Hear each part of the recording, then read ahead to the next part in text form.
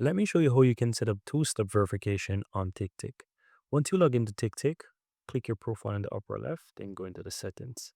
From here, you'll find two-step verification. Click on settings. From here, you click on enable, and from here, you want to send a code. No, it is required for you to check your email, so simply click on send, and you want to go ahead and check your email.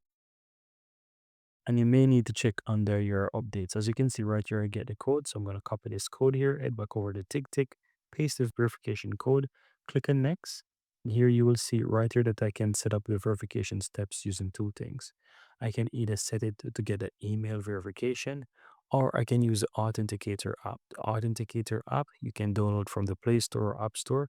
And once you have that, you'll be able to click and use Authentication app. Now, from here, once you open it up, you'll have the option to scan the QR code.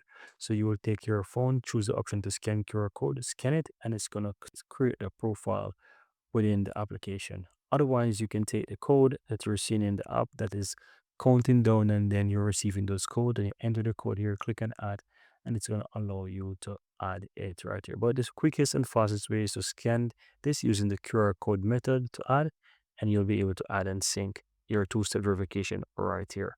And that's it.